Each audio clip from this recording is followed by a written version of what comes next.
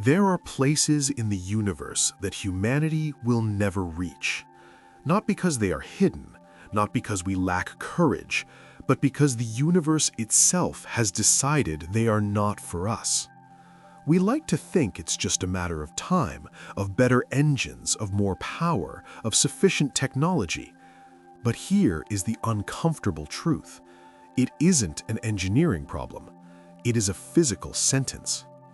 We are trapped in a tiny corner of the cosmos, a warm island surrounded by an ocean that cannot be crossed.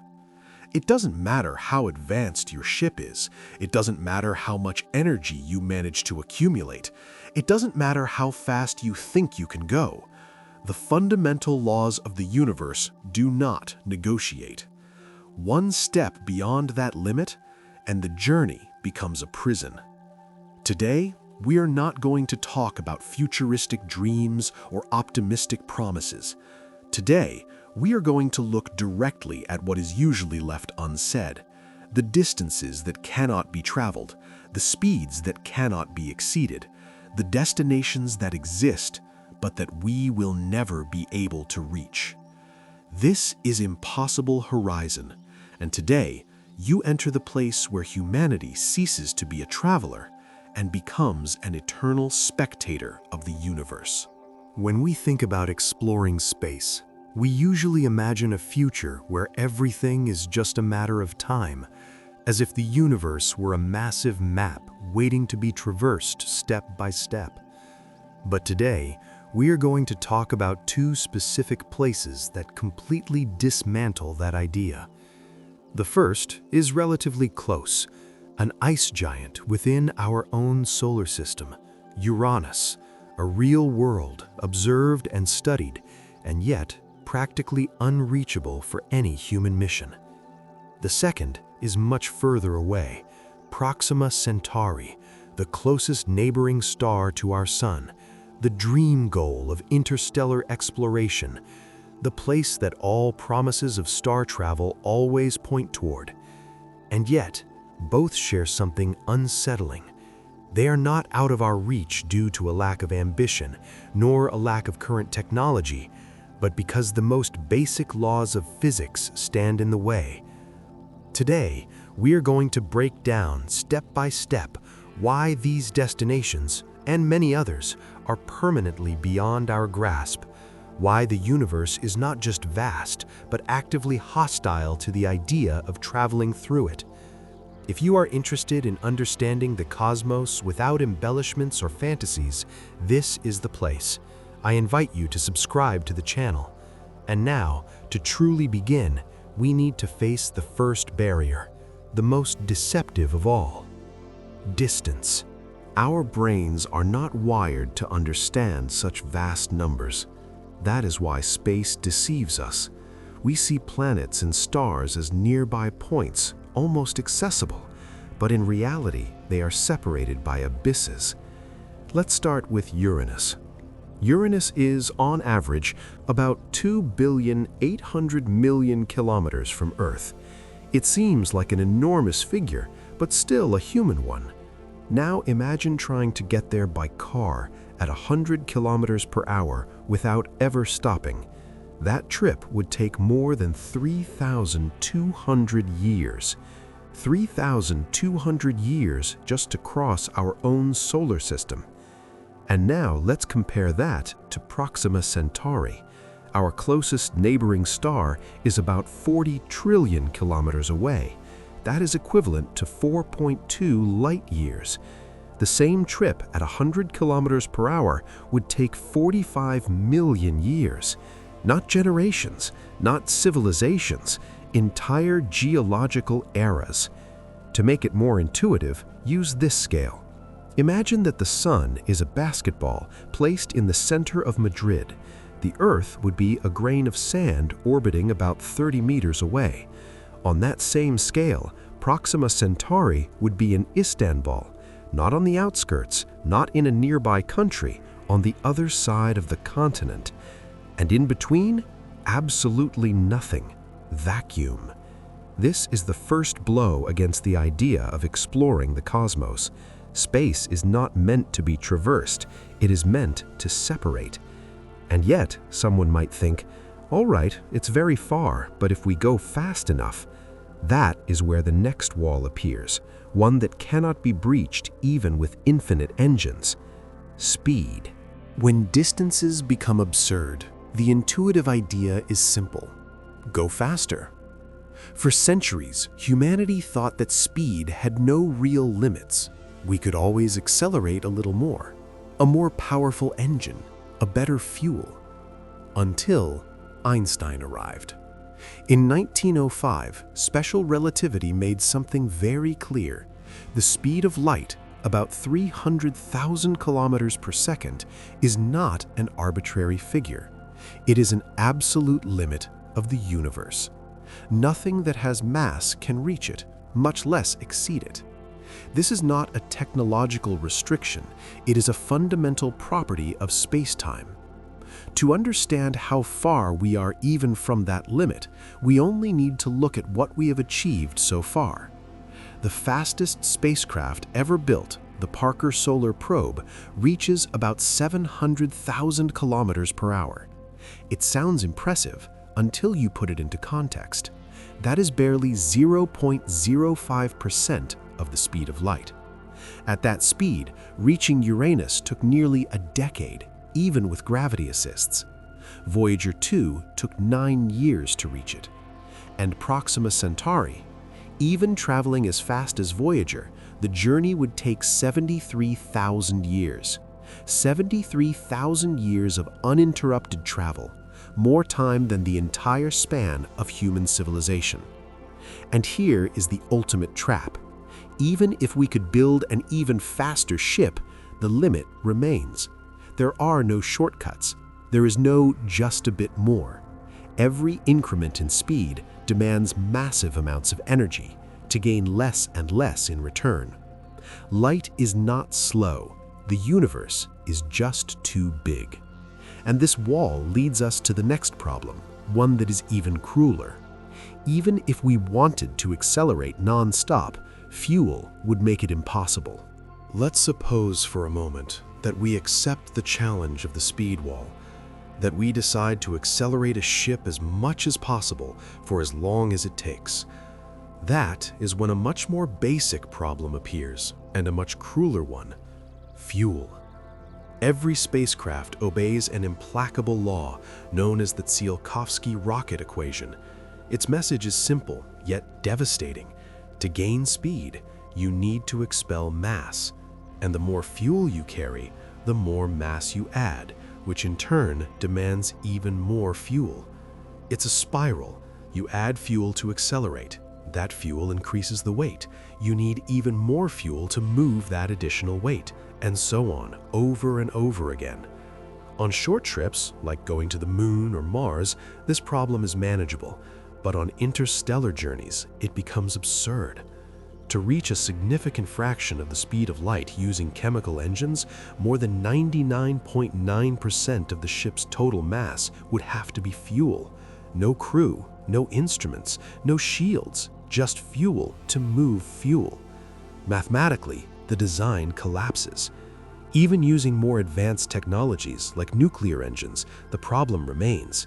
It improves slightly, but it never disappears. Physics does not allow us to bypass this relationship. That is why space is not conquered by accumulating more thrust. It resists the more you try. And this limit doesn't just affect long journeys, it also determines something much more basic. Because even if we could reach certain destinations, that doesn't mean we could do anything once we got there.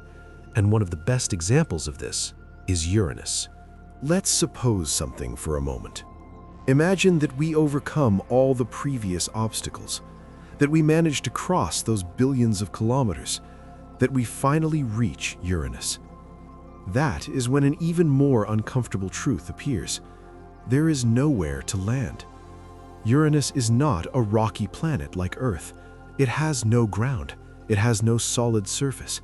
It is an ice giant, a massive sphere of gases and supercompressed fluids. Its atmosphere is composed primarily of hydrogen, helium, and methane, and it descends for thousands of kilometers without a clear boundary between sky and planet. Any spacecraft that attempted to descend would face a physical nightmare. First, extreme temperatures reaching -224 degrees Celsius, the coldest in the solar system. Then, supersonic winds exceeding 900 kilometers per hour. And as you descend, the pressure increases brutally. There is no point where you can set foot, only increasingly dense layers of gas that little by little would crush any known structure. Long before reaching a theoretical core, a ship would be shredded, compressed, and destroyed by pressures equivalent to millions of atmospheres. Uranus is not a destination.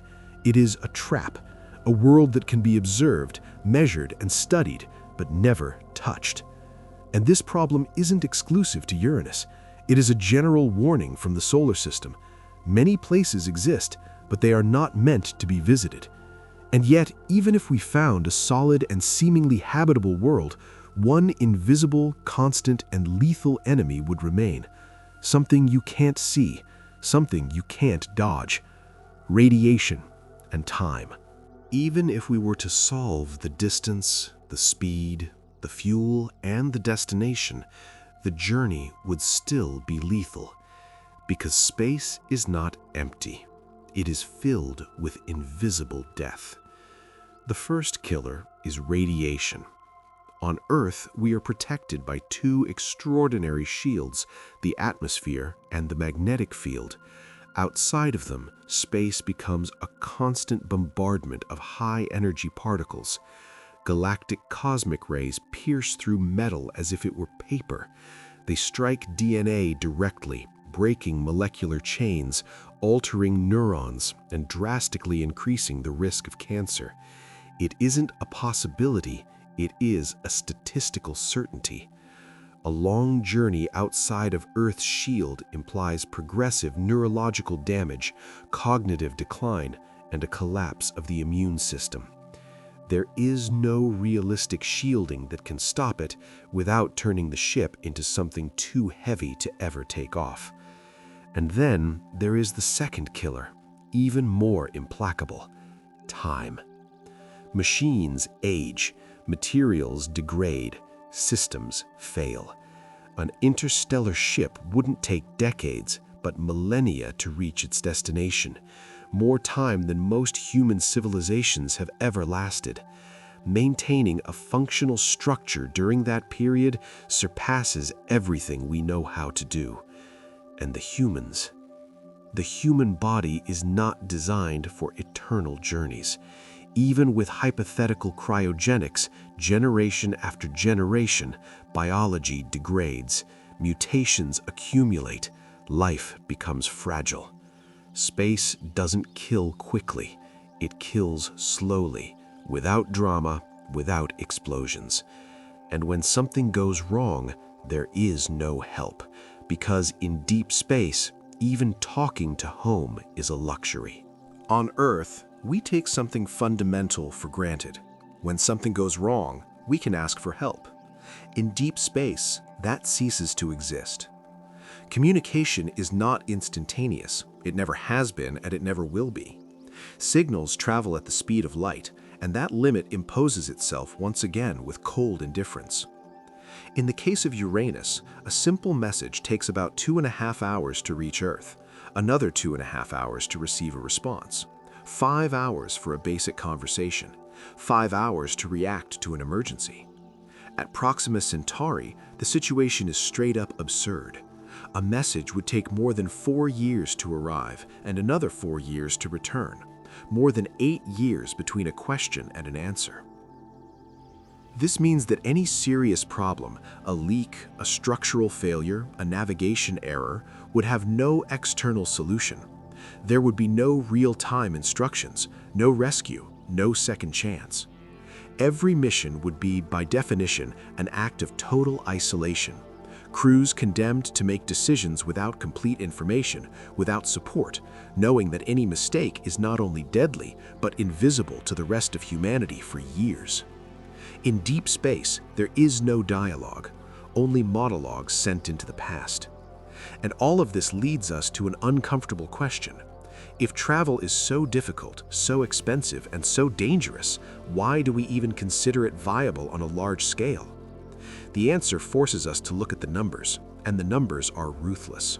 Up until now, we have spoken of physical limits, but even if we were to ignore all of them, one obstacle remains that is just as implacable: the cost. Exploring deep space isn't expensive, it is astronomically expensive. A complex robotic mission within the solar system already costs billions. A manned mission multiplies that figure several times over, and that is just to get there, not to maintain a continuous presence. An ambitious mission to Uranus with advanced instruments, prolonged life support, and real redundancy could easily consume between 10 and 20% of the annual GDP of a power like the United States. And that is for a single mission, with no direct economic return, no colonies, no immediate practical benefits. Now imagine scaling that up to interstellar travel. Decades or centuries of constant investment, resources diverted for generations to maintain a ship that will never send help back, nor useful technology, nor wealth.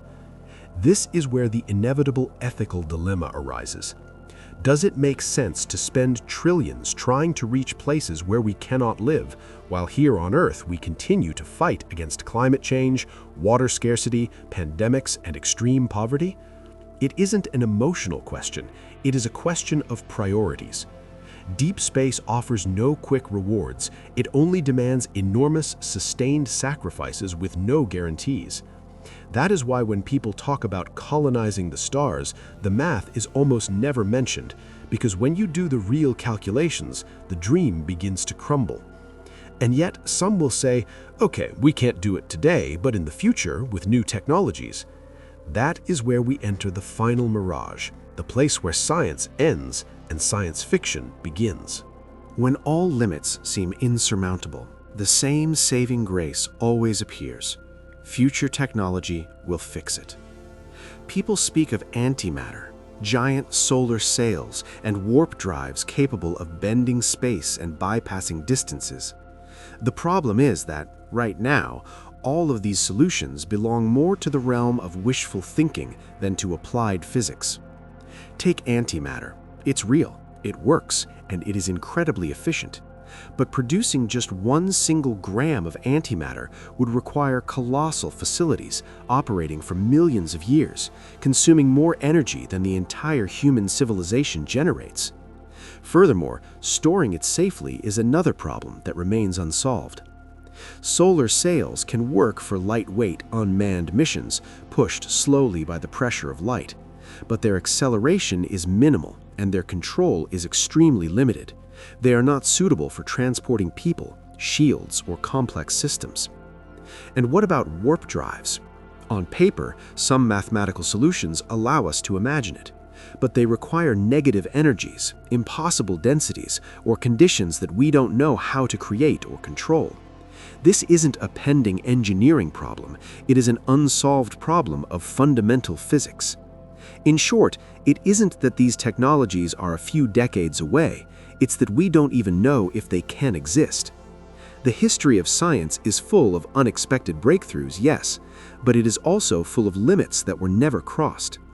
Trusting that the future will solve everything is a dangerous bet, because while we wait for that technological miracle, we continue to live in the only truly habitable place.